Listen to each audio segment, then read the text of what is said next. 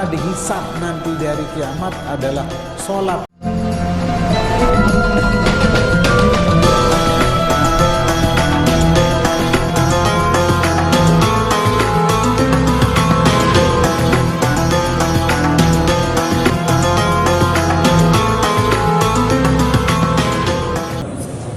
Innal hamdalillah nahmaduhu wa nasta'inuhu wa nastahdihi wa na'udzu billahi min shururi anfusina wa sayyiati a'malina may yahdihillahu fala mudilla lahu wa may yudlil fala hadiya lahu.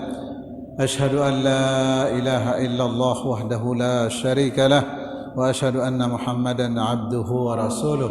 Ya ayyuhalladzina amanu taqullaha haqqa tuqatih wa la tamutunna illa wa antum muslimun, amma ba'du.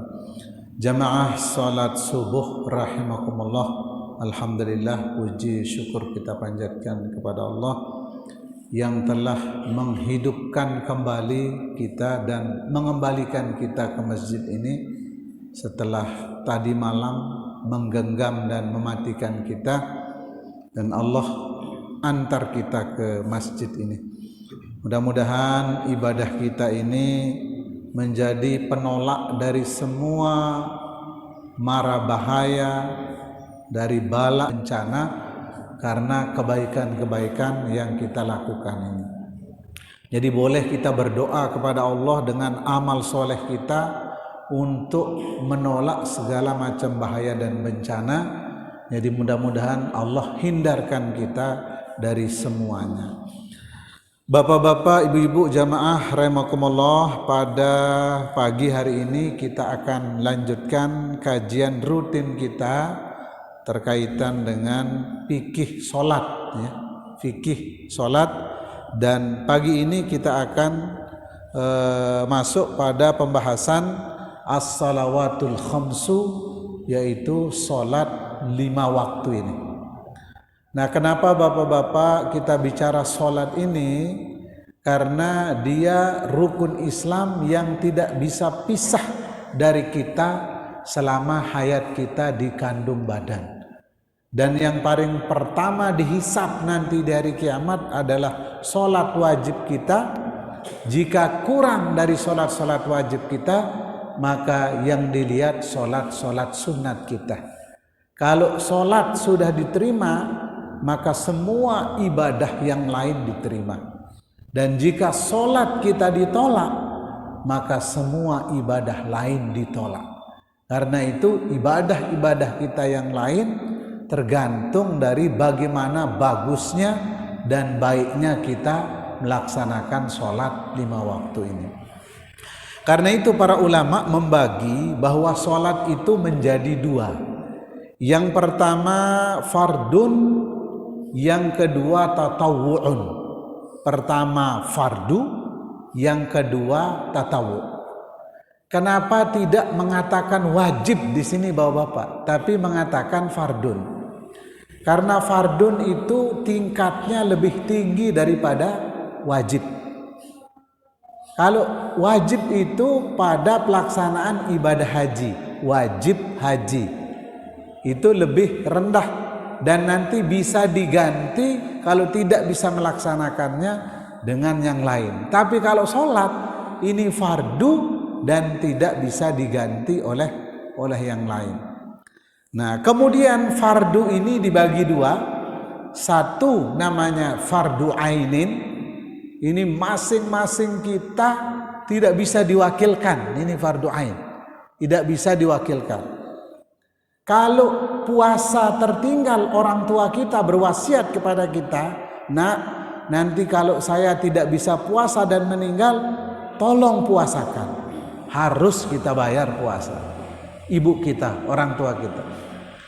Kalau haji juga syaratnya setelah kita haji, kita hajikan juga orang tua. Karena utang kepada Allah lebih berhak untuk dibayar daripada utang kepada manusia. Ini. Jadi ketika ada seorang sahabat ingin menghajikan orang lain, dia bilang nama orang itu Syubrumah. Dia katakan ketika mulai ihram, masang ihram, labbaika an Syubrumah. ya Allah, aku sambut panggilanmu bukan atas nama saya, tapi atas nama teman saya, namanya Syubrumah. Kemudian ditanya oleh Nabi, ahajjajta, apakah kamu sudah haji? Kata Nabi, belum. Yuk, kalau begitu kamu hajikan dirimu sendiri dulu, baru kamu hajikan orang lain. Ini jadi syaratnya kita menghajikan ibu kita, bapak yang berwasiat, setelah kita sendiri yang melakukan atau melaksanakan ibadah haji. Nah ini. Nah kemudian fardu ini dibagi dua, satu fardu ain, yang kedua fardu kifayah. Jadi fardu kifayah ini fardu yang bisa diwakilkan oleh sebagian orang, seperti sholat jenazah. Jadi kalau sudah ada sekelompok orang mensolatkan, maka gugur dosa-dosa yang lain yang tidak sempat mensolatkan. Sekalipun pahalanya itu seperti sebesar gunung Uhud. Kalau kita mensolatkan, kalau kita mengantarkan ke pemakaman sebesar gunung Uhud juga. Makanya orang yang bisa mensolatkan sekaligus mengantarkan ke pemakaman, itu kata Nabi, lahu qiratan, dia dapat 2 qirot. 2 qirot itu sebesar 2 gunung Uhud. Gunung Uhud itu panjang sekali. Ini yang pernah kita saksikan ketika kita pergi haji atau umroh.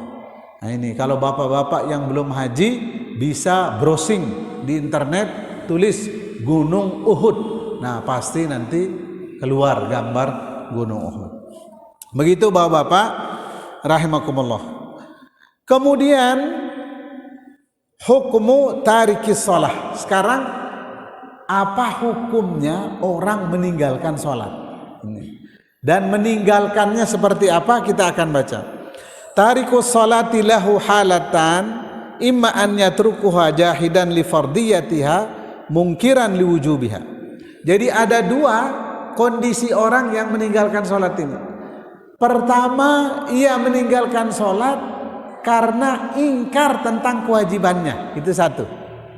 Yang kedua, orang meninggalkan sholat, dia tidak ingkar kewajibannya, wajib sholat itu, tapi malas mengerjakannya. Itu. Jadi sehingga dia tidak sholat sama sekali. Ini jadi malas dia mengerjakan sholat itu. Nah, kedua orang ini sudah ada hukumnya. Jadi orang yang meninggalkan sholat karena tidak percaya bahwa sholat itu wajib atau tidak mengakui sholat itu wajib. Kemudian yang kedua, orang yang percaya dan mengakui bahwa wajib ada itu sholat, tapi ternyata dia tidak mau mengerjakan, malas. Nah ini ada hukumnya. Yang pertama adalah man tarakas salata juhudan liwujubiha au jahada wujubiha wa lam yatruk fi'laha fi surah fahuwa kafirun murtaddun bil ijma'. Gitu. Jadi orang yang tidak mengakui wajibnya sholat, aro apa sholat ini misalnya, dia nyembah-nyembah tanah dan lain sebagainya, nyembah-nyembah tembok misalnya. Ya, jadi kalau ada orang mengatakan begini, berarti jahidun liwujubiha, dia ingkar tentang kewajiban sholat. Maka atau orang yang ingkar tentang kewajiban sholat tapi dia kerjakan sholat, ini dia ingkar tentang kewajiban tapi dia kerjakan setiap hari. Kalau menurut saya sholat ini sunat saja, tidak wajib. Akhirnya dia sholat setiap hari. Nah kalau begini keadaan orang, kata para ulama dari hadis yang beliau istinbat ambil hukum, bahwa kedua-duanya murtadun bil ijma'. Murtad, sepakat para ulama itu. Jadi semua sepakat. Nah karena itu bapak-bapak, kita tidak boleh main-main. Pertama, malas tidak sholat. Yang kedua, mengingkari wajibnya sholat. Jadi kedua-duanya murtad. Apa ya setelah murtad dianggap murtad? Kemudian selanjutnya Bapak-bapak, wa yastatibuhul imam fa in taba wa illa qatalahu birriddah wa yatarattabu alaihi jami' ahkamal murtaddi. Jadi kalau orang ini sudah murtad, maka imam itu departemen agama kalau kita di sini. Ini itu meminta bertaubat selama 3 hari. Jadi 3 hari diminta taubatnya ini dalam hukum Islam. Kalau tidak kembali dalam 3 hari ini, maka dipotong lehernya, dibunuh. Ini coba sampai dibunuh, berarti ini sholat ini Masya Allah besar sekali kewajibannya, sampai harus dibunuh bagi orang-orang yang tidak melaksanakan sholat. Ini murtad, karena dianggap murtad karena mengingkari kewajibannya. Fa amma in kana qaribul ahdi bil Islam aw nasha'a bi badiyatin ba'idah minal muslimin bihaitsu yajuzu an yakhfa alaihi wujubuha fala yukaffaru bi mujarradil juhdi bal nu'arrifuhu bi wujubiha fa in jahadaha ba'da dzalika murtaddan. Nah, adapun Bapak-bapak, orang yang baru masuk Islam atau jauh hidupnya dari keislaman, jauh sekali, sehingga dia tidak tahu tentang kewajiban sholat, kemudian dia tidak sholat, maka kita tidak hukumkan orang ini murtad. Apa yang harus kita lakukan Bapak Ibu? Wajib kita mengajarkannya.